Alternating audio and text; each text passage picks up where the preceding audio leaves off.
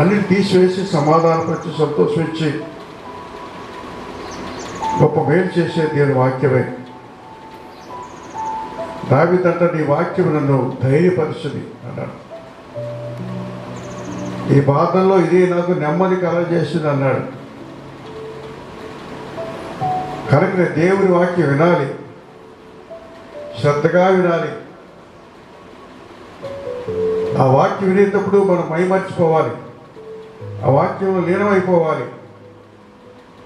అప్పుడు దేవుడితో వాక్యం ద్వారా సూటిగా మాట్లాడతాడు. హల్లెలూయా.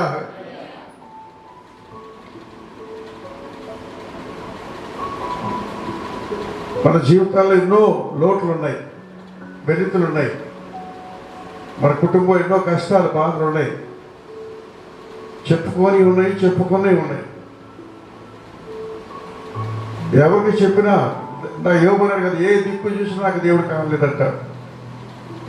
ఎవరికి చెప్పినా లాభం లేదు. కానీ దేవుని వాక్యం విన్నప్పుడు, నువ్వు దేవుడితో మాట్లాడినప్పుడు దేవుడు నీ సమస్యలు పరిష్కరిస్తాడు. నీ జీవితంలో ఒక అద్భుతాన్ని జరిగిస్తాడు. కనుకనే దేవుని వాక్యాన్ని జాగ్రత్తగా మనం విందాం. ఒక శ్రేష్టమైనటువంటి వాక్య భాగాన్ని మీకు ఈ ఉదయకాల సమయంలో జ్ఞాపకం చేస్తాడు. చాలా జాగ్రత్తగా వినండి. పరమగీతముల గ్రంథము 1వ అధ్యాయము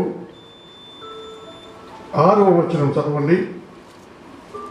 మైక్లో చక్కగా దానని. నన్ను చిన్న చూపులు చూడకుడి, నన్ను చిన్న చూపులు చూడకుడి, నేను ఎండ తగిలిన దానను. నా సహోదరులు నా మీద కోపించి నన్ను ద్రాక్ష తోటకు కావలి కత్తిగా ఉంచిరి. అయితే నా సొంత తోటను నేను కాయకపోతిని. చాలండి.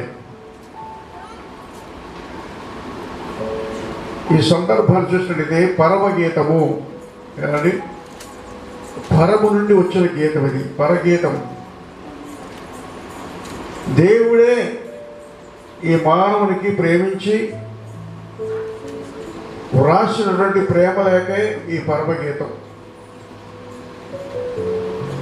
ఆ పేరులోనే ఉంది ఇది పరమగీతం అని, పరలోకం వచ్చే గీతం.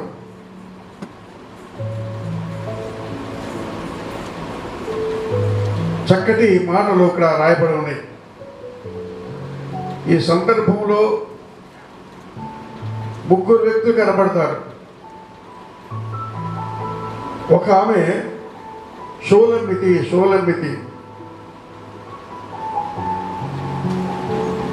ఇంకొక ఆయన సొలొమోను రాజు, ఇంకా కొంతమంది కనబడతారు. వారు యెరూషలేము కుమార్తెలు. వీరి మధ్యన జరిగే సంభాషణ. ఈ షోలమ్మితి అంటుంది కదా, నేను నల్లని దాన్నైనను నన్ను వచ్చి చిన్న చూపు చూడకండి. సొలొమోను రాజుకి ఎంతోమంది భార్యలు ఉన్నారు, అందమైన వారు ఉన్నారు, తెల్లని వారు ఉన్నారు. అయినప్పటికీ సొలొమోను రాజు ఈ షోలమ్మితిని అమితంగా ప్రేమిస్తున్నాడు. నల్లని ఛాయ ఉన్నప్పటికీ కూడా సొలొమోను షోలమ్మితిని ప్రేమిస్తున్నాడు. అదే చెప్తుంది, నేను నల్లని దానిను నన్ను అదూరకంగా చూడబాకండి, వెల్తిగా చూడబాకండి, హేళనగా చూడబాకండి. ఈ లోకములో నలుపుని చాలామంది ఇష్టపడరు కదా. ఎక్కువగా పెళ్లి చూపుల్లో బయోడేటా రాసినప్పుడు పెళ్లి కూతురు బయోడేటా, ఏ వయసు ఎంత, ఎత్తెంత, చదువు ఎంత, అది ఇంత మంది బాగా రాస్తారు. కలర్ నలుపైనప్పుడు కూడా నలుపని రాయరు, సామన సాయం రాస్తారు. అండి, సామన సాయం రాస్తారు. ఈ పెళ్లి చూపుల్లో కూడా విపక్షం కనబడుతుంది కదా. ఎలా ఉన్నా పర్వాలేదు, ఎరుపుంటే సాలినట్టుగా కొంతమంది ఈ రోజులో ఉన్నారు. కానీ ఇక్కడ నేను నల్లని రాలేనప్పుడు కూడా నన్ను చిన్న చూపు చూడమాకండి, తృణీకరించకండి. నలుపు అనేది ఈ లోకంలో చాలామంది ఇష్టపడరు, తృణీకరిస్తారు, అది చిన్న చూపు చూస్తారు. కానీ దేవుని దృష్టిలో మాత్రం ఈ నలుపు ఉన్నతమైన దృష్టిగా ఉంది. హల్లెలూయ. దేవుని దృష్టిలో నలుపు అని చాలామంది కుంగిపోవద్దు. నలుపు అనేది ఆరోగ్యానికి గుర్తు. నలుపుగా ఉన్నవారు ఎండగా తట్టుకోగలరు, వర్షానికి తట్టుకోగలరు. నలుపుగా ఉన్నవారు చాలా ఆరోగ్యంగా ఉంటారు. నలుపుగా ఉన్నవారు ఇక దేవుని దృష్టికి చాలా ఉన్నతమైనగా బైబిల్ గ్రంథంలో చెప్తా ఉంది. అనేక దేశాల్లో ఈ నలుపు తెలుపు అనేది భేదాలు కనపడుతూ ఉన్నాయి. ఎక్కువగా చూడాలంటే అమెరికా దేశం. అమెరికాలో ఈ నలుపు వారు ఉన్నారు. అందరూ తెలుపువారే కాదండి, నలుపు వారు ఉన్నారు. వాళ్ళు నీగ్రోస్ అంటారు. వారు బానిసలుగా అమెరికాకు తీసుకెళ్లారు. వారికి ఓటు హక్కు లేదు, స్వతంత్రం లేదు. చాలా భయంకర పరిస్థితి అమెరికాలో నీగ్రోస్. అయితే కాలం గడిచిన తర్వాత అబ్రహాం లింకన్ గారు ప్రెసిడెంట్ అయ్యాడు. ఆయన దేవుని భక్తి కలిగిన వాడు, దేవుని వాక్యం ఎరిగిన వాడు. వాక్యాన్ని చదువుతూ ఉన్నాడు. చదువుతున్నప్పుడు ఈ వాక్యం అతనికి హృదయాన్ని తాకింది. అయ్యో, నల్లని వారు విపక్షకు గురవుతున్నారే, నల్లని వారు తృణీకరించబడుతున్నారే.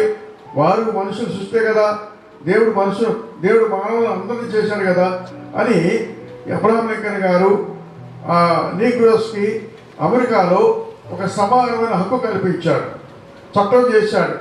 వారికి ఓటు కలిగించాడు. వారు కూడా తెల్లవారితో సమాన హక్కు కలిగి ఉన్నారు. హల్లెలూయా, హల్లెలూయా. కొంతకాలం అయిన తర్వాత దాన్ని బట్టి అబ్రహాం లింకన్ గారిని కాల్చేశారు, కాల్చి చంపేశాడు. కనుక ప్రియమైన సహోదరి సహోదరులారా, దేవుని చిత్రంలో మనం జాగ్రత్త చూసినట్లయితే నేను నల్లని దానిని నేను చిన్న చూపు చూడవద్దు. కారణం ఏంటి? నేను ఎండ తగిలిన దానను అంటే ఈమె ఎండ తగిలి నలుపైపోయింది. ప్రియమైన సహోదరి సహోదరులారా, ఈ నల్లని వారి గురించి చెప్పాలంటే ప్రపంచంలో అథ్లెటిక్స్ ఆటలు అన్నింటిలో ఫస్ట్ వచ్చేది నల్లని వారే. హల్లెలూయా. పరుగుల్లో ముందుండేది నల్లని వారే, హై జంప్లో ముందుండేది నల్లని వారే, ఈ నల్లని వారే. కనుక అన్నింటిలో కూడా ఈ నల్లని వారు ముందుంటారు. ప్రపంచంలో అందాల పోటీలు జరుగుతూ ఉంటాయి. 80% తెల్లల వారే అందాల పోటీలో సెలెక్ట్ అవుతారు. 4% మాత్రమే నల్లని వారు ప్రపంచ అందగత్తెలుగా సెలెక్ట్ అవుతారు. అక్కడ కూడా ఇదే జరుగుతూ ఉంది. కనుక మనుషుల యొక్క ఆలోచనలు వేరు, మనుషుల యొక్క తలంపులు వేరు. ఒక ఆయన పాస్టర్ గారికి వచ్చాయా, నా గురించి ప్రార్థన చేయండి అన్నాడట. ఏం బాబు ఏం చేయాలంటే నాకు పెళ్లి కావాలన్నాడు. సరే ప్రార్థన చేస్తానని. సరే మళ్ళీ వచ్చా కొన్ని సంవత్సరాలు పోయి వచ్చి అయ్యా పెళ్ళి అయిందా అన్నాడు. ప్రార్థన చేస్తాను. ఇంకా అవ్వలేదండి. ఎందుకంటే నాకు తగిన అమ్మాయి దొరకలేదు. తగిన అమ్మాయి అంటే ఎలా ఉండాలంటే ఏమంటే నేను నలుపు కదా, తెల్లటి అమ్మాయి కావాలన్నా అంటారు. ఏమండి ఆ తెల్లటి అమ్మాయి ఏమంటుందంటే నాకు తెల్లటి అమ్మాయి కావాలంటుంది. ఇది ఎన్ని సంబంధాలు చూసా కుదరట్లా. మళ్ళీ కొన్ని సంవత్సరాలు వచ్చాడంట పాస్టర్ గారికి. అయ్యా ప్రార్థన చేయి నా కోసం, పెళ్ళి అయిందా నీకు అవ్వలేదా, ఇంకా అవ్వలేదా, అవును నాకు తెల్లటి అమ్మాయి దొరకట్లేదన్న. ఏమండి ఆ తెల్లటి అమ్మాయి ఈయన నచ్చట్లేదు, నల్లటి అమ్మాయి ఈయన నచ్చట్లేదు. 40 సంవత్సరాలు దాటిపోయింది, ముసలోడు అయిపోయాడు సగముడు. ఏమండి ఇక నీకు పెళ్ళి అవ్వదు. హల్లెలూయా. ఏమండి నలుపే తెలుపు, ఏమండి తలుపు నలుపు. ఈ దినాల్లో చాలామంది రంగు పెట్టి చూస్తున్నారు. రంగును బట్టి చూస్తే నీ జీవితంలో ఏ మేలు జరగదు. ఏమండి, నల్లని దానైనప్పుడు కూడా నన్ను చిన్న చూపు చూడకండి అని సొలొమోను చెప్తా ఉంది. ప్రియమైన సహోదరి సహోదరులారా, ఈ యొక్క ఉదయకాల సమయంలో దేవుని మాట్లాడితే మనం జాగ్రత్తగా దేవుని మాట గమనించుకుందాం. చూసినట్టే మనం ఎక్కువగా ఈ టీవీ యాడ్స్ చూస్తున్నాం కదండి, కదా. అమ్మాయి నల్లగా ఉంటుంది కదా, ఇదిగో అమ్మాయి ఈ క్రీమ్ వాడు కదా, నేను ఈ క్రీమ్ వాడాను, నేను నల్లగా ఉన్నాను, తెల్లగా అయిపోయాను. అలాగే అవుతారా? ఏమండి, అవుతారా? నల్లగా ఉన్న వాళ్ళు క్రీమ్ వాడితే తెల్లగా అవుతారా? పుట్టిదే అంటే మీకు అనగానే క్రీమ్ కొనేస్తారు. ఇంకా అవుతుంది, నేను నల్లని దానను, ఇదిగో ఈ సబ్బు వాడాను, తెల్లగా అయిపోయాను, అందుకే అందంగా ఉన్నాను. ఏమండి, పుట్టిదే. ఏమండి, ఆ సబ్బు వాడింది లేదు, ఆమె చనిపోయింది లేదు. ఏమండి, ఈ విధంగా టీవీ యాడ్స్ వారు ఆ విధంగా డబ్బు పోగు చేసుకుంటూ ఉన్నారు. ప్రియమైన సహోదరి సహోదరులారా, దేవుని గ్రంథములో నలుపు వారి గురించి శ్రేష్టమైన మాటలు రాయబడింది. నలుపు అనేది చాలా చక్కటి కలర్, దేవుని దృష్టికి మంచిది. నలుపు బైబిల్లో లోకములు నలుపు తెలుపు చూడొద్దండి. మనుషులందరూ ఒకటే, మనుషులందరూ ఏ కలర్ అయినా మనుషులందరూ కూడా దేవుని సృష్టి. హల్లెలూయా, దేవుని సృష్టి ఒక భాగం కనుక దేవుని జన్మను తునీకరించకూడదు. దేవుడు తునీకరించలా, దేవుడు ఒక శ్రేష్టమైన మాట దేవుడు చెప్తున్నాను. విలాప వాక్య గ్రంథము 4వ అధ్యాయం 7-8 వచనాలు. ఇర్మియా గ్రంథం తర్వాత చూడండి. విలాప వాక్యములు 4వ అధ్యాయము 7-8 వచనాలు. దాని గనులు హిమము కన్నా శుద్ధమైన వారు, వారు పాల కంటే తెల్లని వారు, వారి శరీరములు పగడముల కంటే ఎర్రనివి, వారి దేహ కాంతి నీలము వంటిది. అట్టి వారి ఆకారము బొగ్గు కంటే నలుపాయెను. చాలండి, వారి దేహ కాంతి ఎంతో స్వచ్ఛంగా ఉందంట, ఎంతో అందంగా ఉందంట. వారు బొగ్గు కంటే నలుపు ఉన్నప్పటికీ కూడా ఏమండి పెళ్లి చూపుల్లో జరుగుతూ ఉంటుంది. అమ్మాయి ఎలా ఉందంటే, నీకు నచ్చలేదా? ఎందుకు నచ్చలేదంటే అమ్మాయి శంకరేణికి గల్లాగున్నాడు. ఏమండి, శంకరేణి బొగ్గులాగా ఉందంట. ఏమండి, అంటే నలుపుగా ఉందంటే నచ్చలేదంట అని వారి పైరూపం చూశారు. నలుపు అంటున్నాడు. నలుపు అనేది శ్రేష్టమైనది. దేవుడు అంటాడు వారి గురించి ఒక మంచి సంగతి చెప్తున్నాడు. మొట్టమొదటి ఆదాము అవ్వలు వారు తెలుపు వారే సృష్టించారు. ఆదాము అవ్వలు కొంతకాలం అయిన తర్వాత సాతాను యొక్క మాటలు విన్నారు. విని వారు పాపంలో పడిపోయినప్పుడు వారు ఏమైపోయారంటే నలిపోయిపోయారు. సాతాను రూపం వచ్చేసింది. దేవుడు సాయంకాలంలో వచ్చాడు. అదామా ఎక్కడున్నామంటే చెట్ల సాడు దాక్కున్నాడు. కారణం ఏంటంటే పాపంలో పడిపోయాడు, పాపంలో కురిగిపోయాడు. పాపం పడిపోయి చూడండి ప్రియమైన సహోదరి సహోదరులారా, ఎవరు నలుపువారంటే పాపములో పడినవారు మాత్రమే నలుపువారు. హల్లెలూయా. ఎరుపుగా ఉన్నా నువ్వు పాపంలో పడ్డావా, నువ్వు నలిపే. ఆదాము పాపంలో పడ్డాడు. ఆదాము పాపంలో పడి ప్రియమైన సహోదరి సహోదరులారా, దేవుని సందులో చాలామంది ఈ దినాల్లో పాపంలో పడిపోతున్నారు. పాపంలో పడిపోయి నలిపోయిపోతున్నారు. ప్రియమైన సహోదరి సహోదరులారా, ఆదాము మొదలుకొని నోహు వరకు అదే పరిస్థితి. జనరేషన్ అంతా కూడా పాపంలో పడిపోయారు. నోవహు కాలంలో చూసినట్టయితే నోవహు తన సంతానం 3 కుమారులు ఉన్నారు. షేము, హాము, హాపేతు. హల్లెలూయా. ప్రియమైన సహోదరి సహోదరులారా, మన షేము, హాము, హాపేతు. హాము సంతానంలో ఒక వ్యక్తి కనబడతాడు. అతని పేరు ఏంటంటే అతను కూషు అనగా నలుపు వాడు కనబడుతున్నాడు. ప్రియమైన సహోదరి సహోదరులారా, చూసినట్టే ఆ నలుపువాడు ఇది ఎంత నలుపువాడైనప్పటికి కూడా ప్రియమైన సహోదరి సహోదరులారా, యేసు రక్తంలో కడగబడినప్పుడు, ఆ పాపములన్నీ కూడా మరి విమోచించుకున్నప్పుడు అతడు ఎంత నలుపువాడైనా తెల్లని వాడిగా మారుతాడు, పరిశుద్ధుడిగా మారుతున్నాడు. హల్లెలూయా, హల్లెలూయా. యేసు రక్తము ప్రతి పాపములను కూడా కడిగి వేస్తుంది, ప్రతి పాపమును కడిగి వేస్తుంది. కారణం ఏంటంటే ప్రియమైన సహోదరి సహోదరా, ఆ పాపములు కడగబడిన తర్వాత దేవుడు ఆ వ్యక్తిని గురించి ఒక మంచి మాట చెప్తున్నాడు, మంచి మాట చెప్తున్నాడు. పరమగీత గ్రంథము 6వ అధ్యాయం 10వ వచనంలో సూర్యుని చంద్రబింబం అంత అందము గలదై, సూర్యుని అంత స్వచ్ఛమును కళలను గలదై, వ్యూహిత సైన్య సమభీకర రూపిణి అగు ఈమె ఎవరు? హల్లెలూయా. ఈ పాట నాకు ఎంతో ఇష్టం. సంధ్యారాగము చూపెట్టుచు, ఆ పాట నాకు రాదు. హల్లెలూయా. ఆ ఒక్క చరణ మాత్రం వచ్చు. కొన్నయ్య గారు పాడేవారు అనుకోండి, చెప్తున్నాను. అయితే సంధ్యారాగం చూపెట్టచ్చు. నల్లనైనా నేను నల్లనే, కానీ అదే నోటితో నల్లని దానవు నువ్వు నల్లని దానవు అని హేళన చేసిన వారి, గేలి చేసిన వారి, తునీకరించిన వారి అండి, ఆ మాట ఉన్నవారే అదే నోటితో అంటారు సంధ్యారాగం చూపెట్టచ్చు. హల్లెలూయా. చంద్రబింబమంత అందం కలదై, సూర్యుని ఎంత స్వచ్ఛము కలదై అని పొగుడుతున్నారండి. అదే సోలమితిని. హల్లెలూయా. సంధ్యారాగం చూడండి, మీరు ఎప్పుడైనా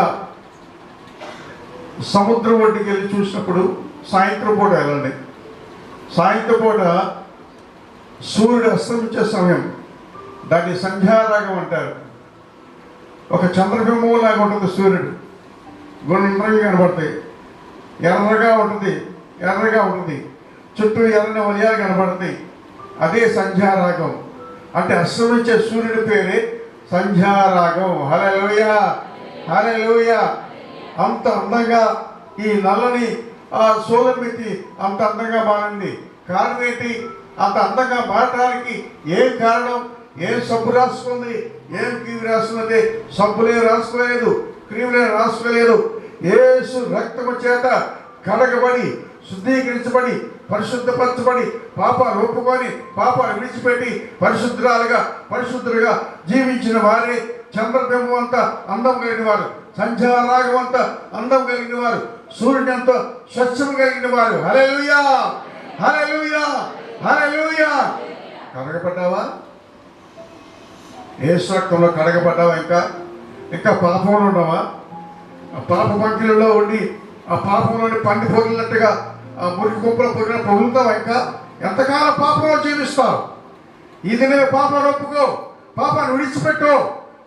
చంద్రబింబం వల్లే, ఆ యొక్క సంధ్యారాగం వల్లే నీ జీవితాన్ని మార్చుకో.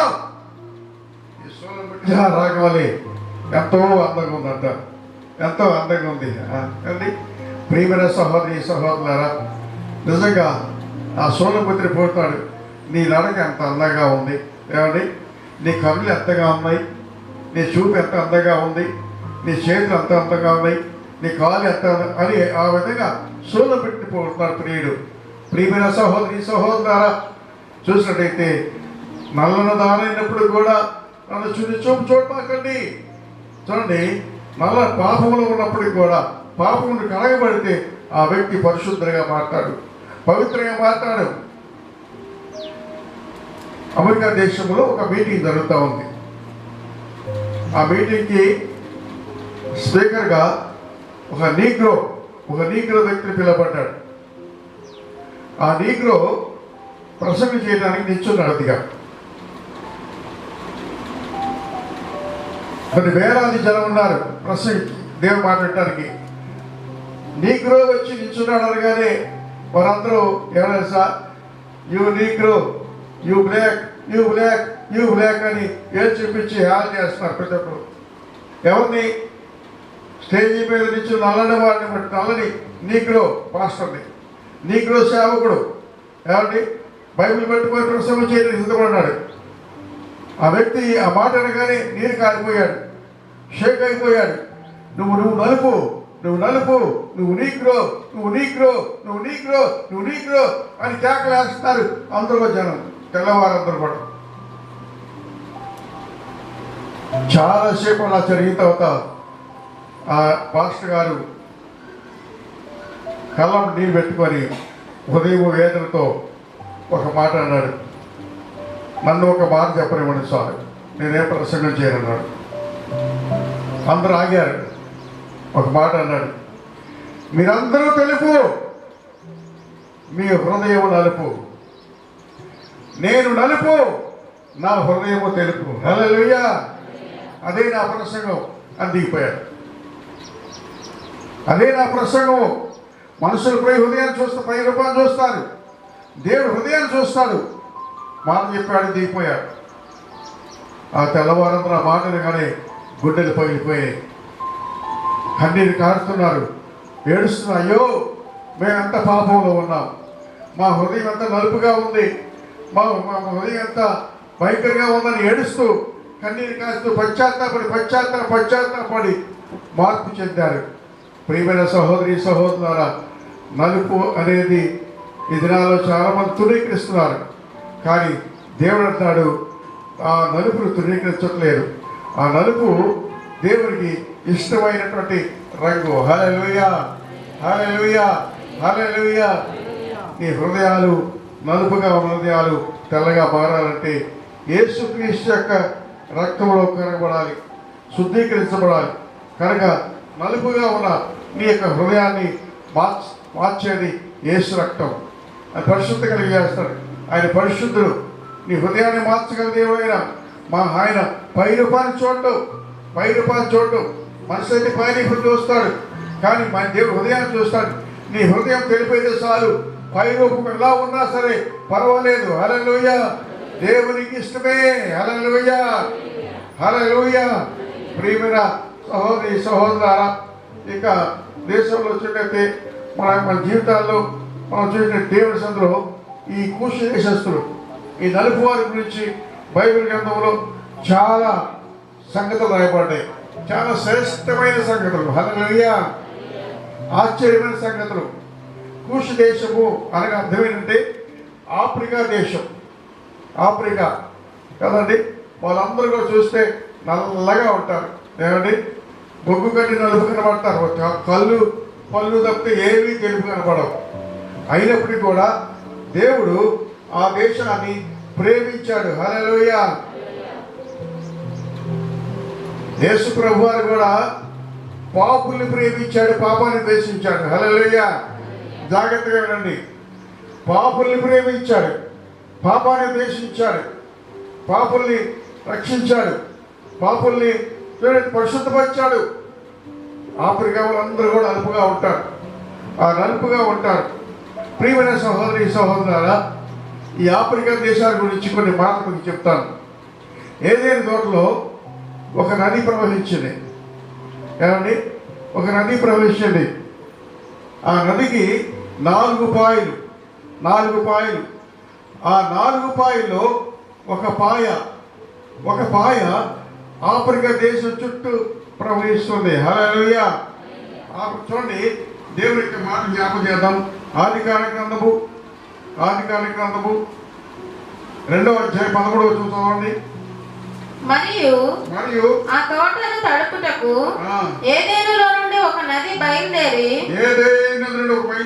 అక్కడి నుండి చీలిపోయి 4 శాఖలాయెను. మొదటి దాని పేరు పీషోను. అది హవీలా దేశమంతటి చుట్టూ పారుచున్నది. అక్కడ బంగారం ఉన్నది. ఆ దేశపు బంగారము శ్రేష్టమైనది. చాలండి. అది గీహోను. హవీలా దేశం, కూషు దేశం అంతా ప్రవేశిస్తుంది. ఆఫ్రికాలో శ్రేష్టమైన బంగారం దొరికిందంటండి. హల్లెలూయా. చూడండి, ఆ నల్లవారి పట్ల దేవుడి యొక్క తలంపులు ఎంత మంచిగా ఉన్నాయో. దేవుని యొక్క ఆలోచనలు తృణీకరించబడ్డవారు. నువ్వు నలుపుగా తృణీకరించబడ్డావా? పేదవాడిగా తృణీకరించబడ్డావా? చదువు లేదని తృణీకరించబడ్డావా? నీకు ధనము లేదని, ఆస్తి లేదని, ఉద్యోగం లేదని, ఏదీ లేదని తృణీకరించబడ్డావా? దేవుడికి నీ పట్ల ఒక మంచి ఆలోచన ఉంది. హల్లెలూయా. నీవు ఎందుకు ధృవీకరించబడ్డావు, ఏ కారణం తెచ్చిపడ్డావో దేవుడి కంట నీ పట్ల ఒక మంచి ఆలోచన కలిగింది. నా ఎడ నీకున్న తలపులు బహు విస్తారము లయ్యున్నవి. నా ఎడ నీకున్న తలపులు బహు విస్తారము లయ్యున్నవి. వాటిని వివరించి చెప్పాలేనే, వాటిని వివరించి చెప్పాలేనే. నీకున్న తలపులు బహు విస్తారము. అందరూ బాగుపడి. నీకున్న తలపులు బహు విస్తారము. వాటిని వివరించి చెప్పాలేనే,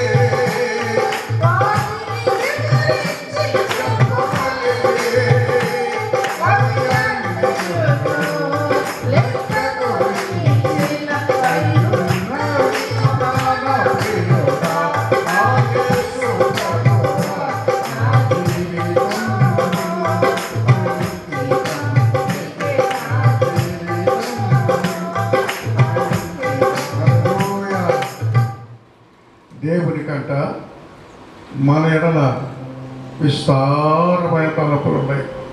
నీ ఎడల నువ్వు ధృవీకరించబడ్డావా? దేని బట్టి? ఎవరు ధృవీకరించినా దేవుడు ధృవీకరించడు. నీ పట్ల దేవుడి కంట ఒక విస్తారమైన తలపులు ఉన్నాయి, ఒక మంచి ఆలోచన ఉంది. జ్ఞానం లేకపోవచ్చు, అందరిలాగా తెలివితేట లేకపోవచ్చు, అందరిలాగా అందం లేకపోవచ్చు, కానీ దేవునికి మన ఎడల మంచి తలంపు ఉంది. అవి గొప్ప విస్తారంగా ఉన్నాయట. హల్లెలూయా. ఈ ఆఫ్రికా దేశం పట్ల దేవునికి ఒక తలంపు ఉంది. ఆ దేశం చుట్టూ ఆ నది ప్రవహిస్తుంది. ఆ ప్రవహించిన శ్రేష్టమైన ప్రపంచంలో ఎక్కడ దొరికిన బంగారం అక్కడ ఎంత ఆధిక్యంగా చూడండి, ఎంత గొప్పదనం ఇచ్చాడు. నీ పట్ల కూడా దేవుడు అక్కడ అంత గొప్పదనం ఇవ్వబోతున్నాడు. దేవుడు ఒక్కొక్కరి జీవితాల్లో ఒక్కొక్క కార్యం చేయబోతాడు. మనం ధృవీకరించుకోకూడదు. నేను నల్లగా ఉన్నాను, తెల్లగా ఉన్నాను ఏమండి, లేకపోతే నేను అలా ఉన్నాను, దేవుడు నన్ను ఇట్ట పుట్టించేది, అట్ట పుట్టింది బాగుండేది ఏమండి అనుకోవచ్చు. కానీ దేవుడికి నీ పిల్ల గొప్ప తలంపు ఉంది. హల్లెలూయా. నా జీవితంలో కూడా ఎందుకు పనికిరాను అనుకున్నాడు. దేవుడు నిజంగా నా పట్ల చేసిన కార్యం తలంచుకుంటే, అరే ఏం చూసి నాకు దేవుడు ఈ విధంగా రక్షించాడు ఏమండి.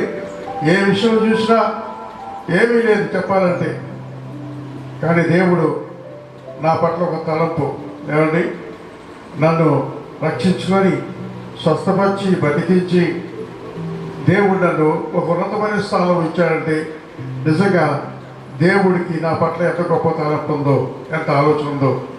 నీ పట్ల కూడా, నీ పట్ల ప్రతి ఒక్కరి పట్ల. ఎవరిని ధృవీకరించేవాడు కాదు దేవుడు.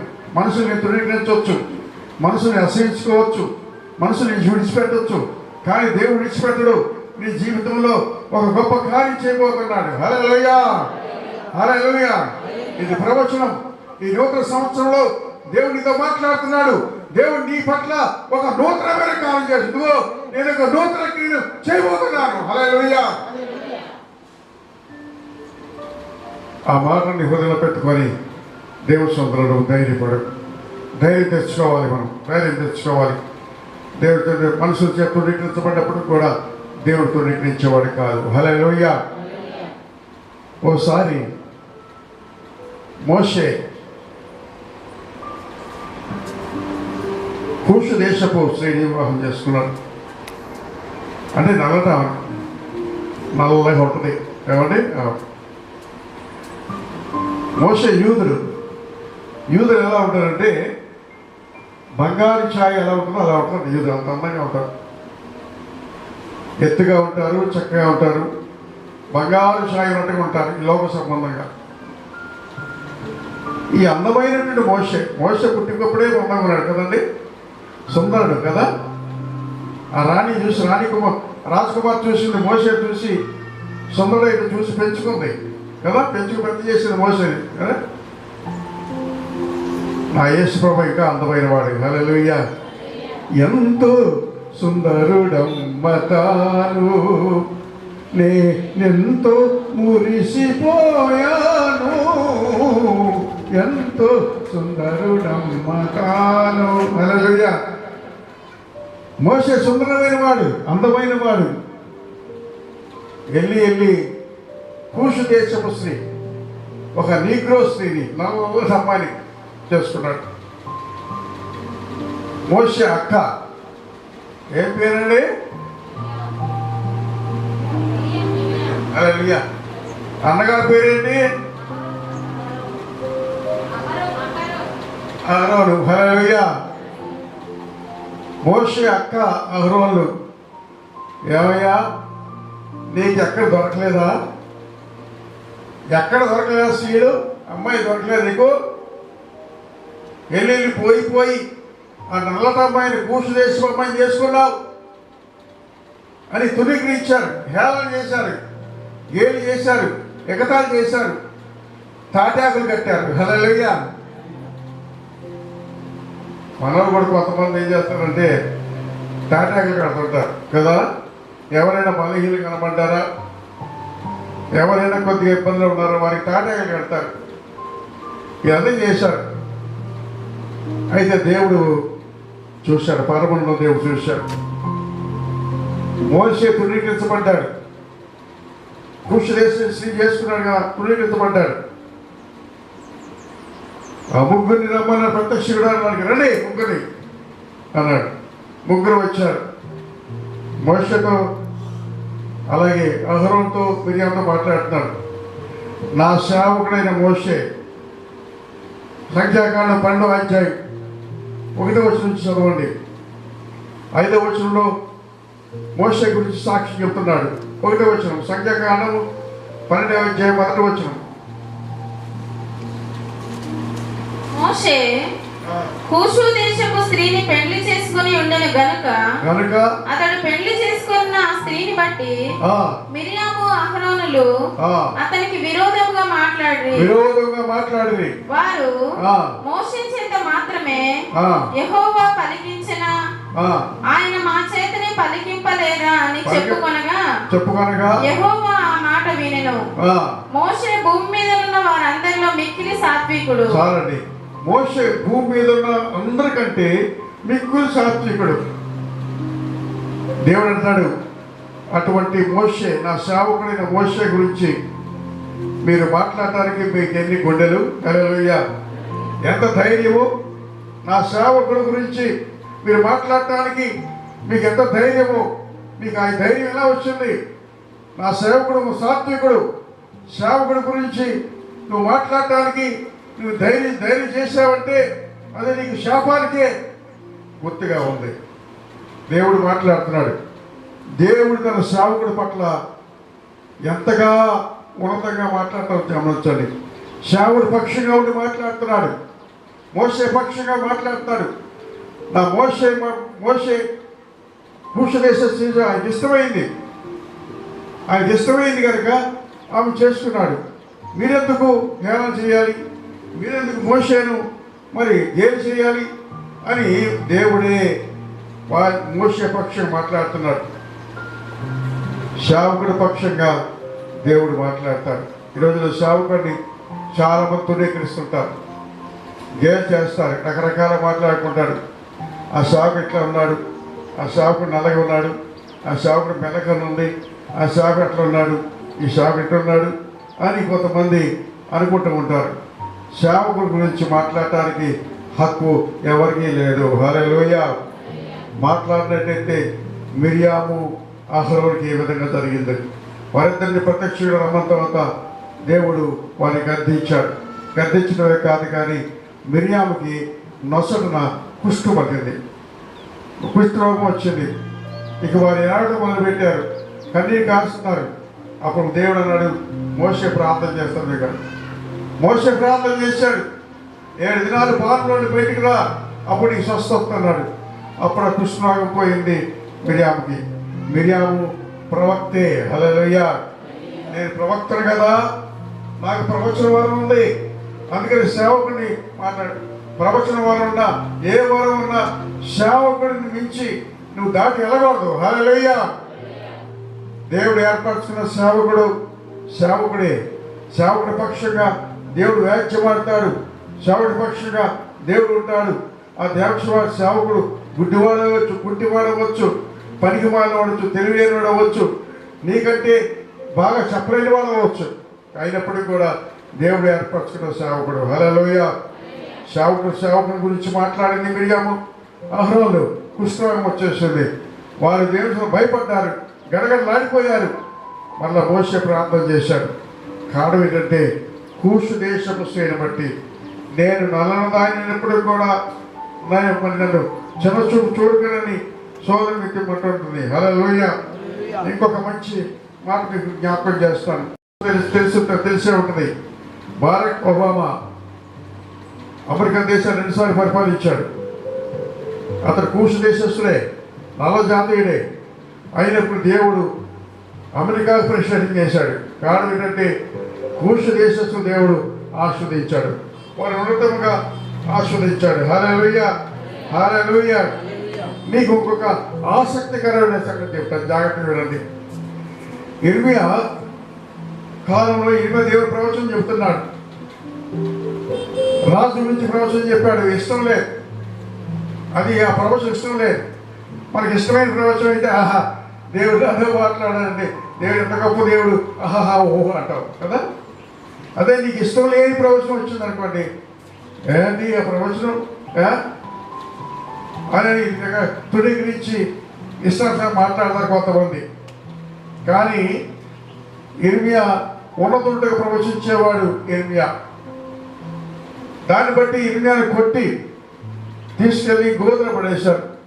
యథార్థవాది లోక విరోధి. ఏమండి, యథార్థంగా మారితే లోకానికి విరోధం. సంఘంలో దేవుని సేవకు యథార్థం గద్దించాడా, అయ్యా నువ్వు తాగొద్దయ్యా, నీ రోగం వస్తుంది, నీ గుండె చిన్నపడుతుంది, నువ్వు వస్తావయ్యా అని అన్నావు అనుకోండి, ఇక పాస్టర్ విరోధం రాడు. రాడు. ఏమండి, నువ్వు తాగొద్దయ్యా, నువ్వు అది చేయకూడదయ్యా, నీ క్యాన్సర్ వస్తుందయ్యా, వ్యభిచారం చేయకూడదు, ఎయిడ్స్ వ్యాధి వస్తుంది అని సేవకుడు చెప్పాడు అనుకోండి, ఎంత కష్టమో ఆ మాట. ఏమండి, తాగబోతు అంటే ఇష్టపట్ల, వ్యభిచారం బట్టి ఇష్టపట్టలేదు, ఏమంటే ఒప్పుకోవటం లేదు. ప్రియమైన సహోదరులారా, దేవుడు అంటున్నాడు చూసినట్టయితే, మరి దేవుడి సందులో ఈ పాపాన్ని విడిచిపెట్టండి అని ఈ ఇర్మియా ప్రవచించాడు. ఇష్టమల్లా కొట్టారు, నీళ్లు లేని ఒక బావిని పడేశారు. అయితే అక్కడ ఎంతోమంది యూదులు ఉన్నారు, తన వారిని ఎవరు ఆయన్ని పట్టించుకోవాలి. అయితే ఒక వ్యక్తి ఉన్నాడు, ఆ వ్యక్తి రాజు దగ్గరికి వెళ్ళాడు, అయ్యా ఇర్మియా ఏ నేరం చేయలేదు, అతను తీసుకెళ్ళి గోతులో పడేశాడు, రెట్లు కూడా అయిపోయి చచ్చిపోతాడయ్యా, అతను యథార్థమైనదయ్యా, అతను నమ్మకస్తుడయ్యా, అతని ప్రవచనం యథార్థమైంది అని చెప్పినప్పుడు రాజు కనికరం కలిగి 30 మందిని పంపిస్తాడు. 30 మందితో పాటు ఆ వ్యక్తిని పిలిపిస్తాడు. ఇర్మియా గ్రంథం తీయండి. ఇర్మియా గ్రంథం 38వ అధ్యాయం 8వ వచనం.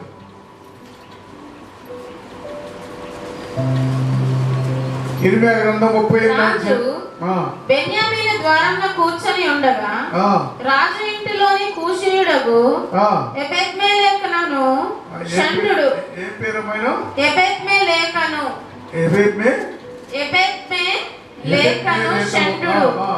షండుడు వారు ఇర్మియాను గోతిలో వేసిన సంగతి విని రాజునగర్లో నుండి బయలు వెళ్లి రాజుతో ఇలాగ మనవి చేసెను, రాజా నా ఏలిన వాడా, ఆ గోతిలో వేయబడిన ఇర్మియా అను ప్రవక్త ఎడల ఈ మనుషులు చేసినది యావత్తు అన్యాయము.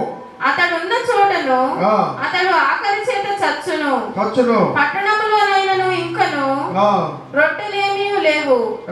అందుకు రాజు నీవు ఇక్కడ నుండి 30 మంది మనుషులను వెంట పెట్టుకుని పోయి ప్రవక్తైన యిర్మీయా చావక మునుపు ఆ గోతిలో నుండి అతన్ని తీయించుమని కూషీయుడగు ఎబెద్మెలెకును సెలవిచ్చారు. హల్లెలూయా. ఆ పేరు నాకు నోరు తిరగట్లేదు, మీరే చెప్పాలి. ఏమండి ఆ వ్యక్తి, ఆ పేరున్న వ్యక్తి పేరు ఎవరో తెలుసా? కూషు దేశస్తుడు, నల్లనివాడు. తెల్లలందరూ విడిచిపెట్టేశారు, స్వకీయులందరూ విడిచిపెట్టారు, పట్టించుకోవాలా, పోతే పోయాలే ఇర్మియా అని. కానీ ఇతడు కూషు దేశస్తుడు. రాజుదేవ అమలు చేశాడు, 30 పంపించాడు. పాత షర్ట్లు, పాత బట్టలు తీసుకొచ్చి ఇర్మియా వేసినప్పుడు ఇర్మియా భుజాన్ని వేసుకున్నాడు. ఎక్కడ చేతులతో లాగితే చేతులు నొప్పడుతాయి, దెబ్బ తగిలిందని ఎంతో జాలితోను షేర్లు గాయని కట్టి జాగ్రత్తగా గొడ్డలతో, మెత్తని గొడ్డలతో సంకల్లో పెట్టి పైకి తీసుకొచ్చాడు ఇర్మియా గోతులో నుంచి. హల్లెలూయా. ఆ తీసుకొచ్చిన వ్యక్తి పేరేం తెలుసా? ఎబెద్మెలెకు అని ఉంది. అది ఇతడు కూషు దేశస్తుడు, కూషు నల్లనివాడు.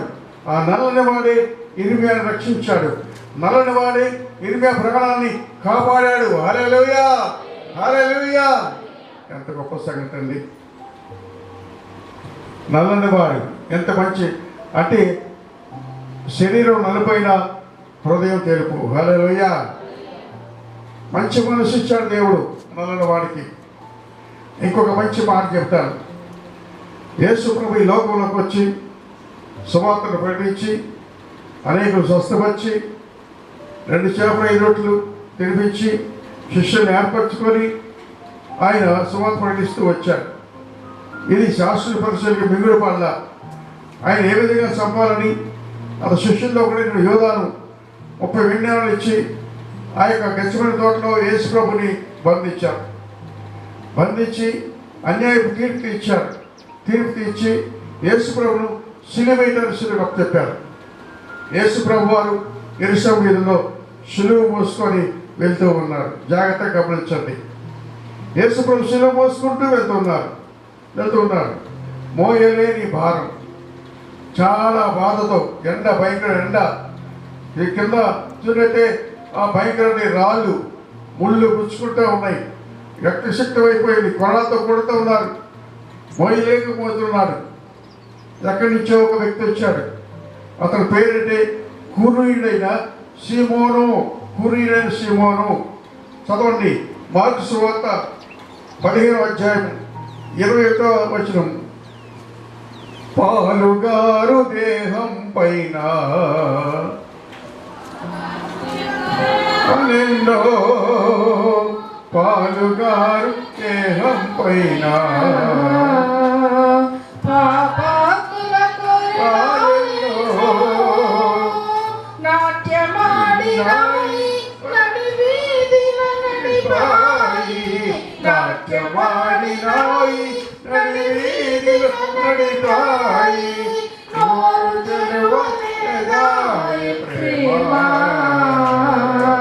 బదులు పలుకలేదా ప్రేమ,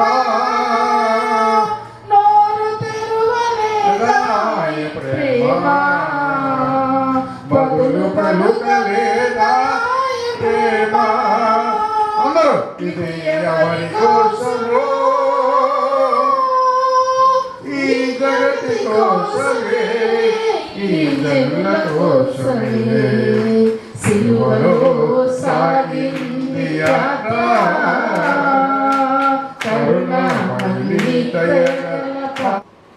కురేనీయుడైన సీమోను ఒకడు పల్లెటూరు నుండి వచ్చి ఆ మార్గమున పోవచ్చుండగా ఆయన సిలువను మోయుటకు అతన్ని బలవంతము చేసిరి. అతడు అలెగ్జాంద్రునకు రూపునకు తండ్రి. వారు గొల్గొతా అనబడిన చోటునకు ఆయనను తీసుకొని వచ్చిరి. గొల్గొతా అనగా కపాల స్థలం అని అర్థము. అంతటా ఓడము కలిపిన ద్రాక్షరసము ఆయనకి ఇచ్చిరి గాని ఆయన దాన్ని పుచ్చుకొనలేదు. చూసినట్టయితే కురీయుడైన సీమోను యేసు ప్రభు శిలువను మోయటానికి తీసుకొచ్చారు. కొద్దిసేపు యేసు ప్రభు శిలువ మోశాడు. అంటే యేసుతో భారాన్ని మోయడానికి ఇష్టపడిన వ్యక్తి సీమోను, కురీడైన సీమోను. ఈ సీమోను ఎవరు తెలుసా? కూషు దేశస్థుడు, నల్లనివాడు. హల్లెలూయా, హల్లెలూయా. యేసు సిలువను, యేసు భారాన్ని మోయడానికి ఇష్టపడిన వాడు ఈ సీమోను. ఈ సీమోను కూషు దేశస్థుడు. హల్లెలూయా, నల్లనివాడు.